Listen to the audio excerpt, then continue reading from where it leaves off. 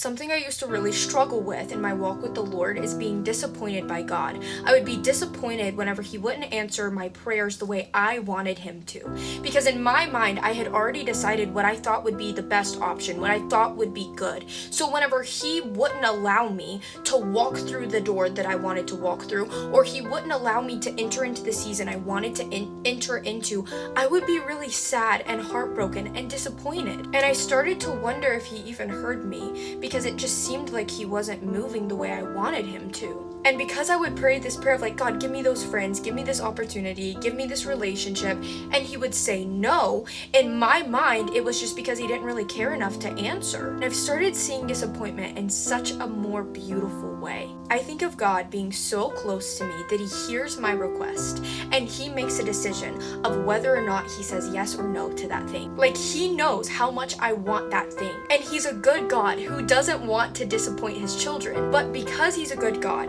He would never want to give us something that would hurt us more in the long run. And so I think sometimes disappointment is literally God intervening into our story because we don't see that the thing that we're pursuing is actually about to hurt us. I think about how caring He is for allowing us to at times even get mad at Him because He did what was right for us, because that's how much He cares about us in the long term.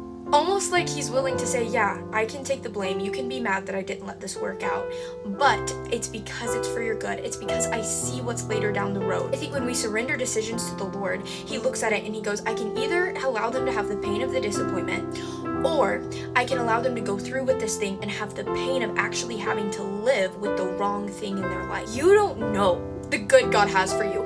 And if you knew, if you could talk to yourself in 10 years, I think you would jaw drop, you would drop to the floor, you would pass out, because you wouldn't be able to believe how everything in your life when you surrendered it to God lined up perfectly how it was supposed to. How His no was the best decision for you. Sometimes it seems like God didn't answer us because we asked Him to do something and He didn't do it. But maybe that actually is your response, because if God heard your prayer and He has the power to do it, then if He wants it done, it would be done. And sometimes I think we take it back into our own control because we think that God didn't actually hear our request when He heard it and He answered by saying, I'm not going to allow this to prosper. You see the lack of God moving, but I see the presence of His protection.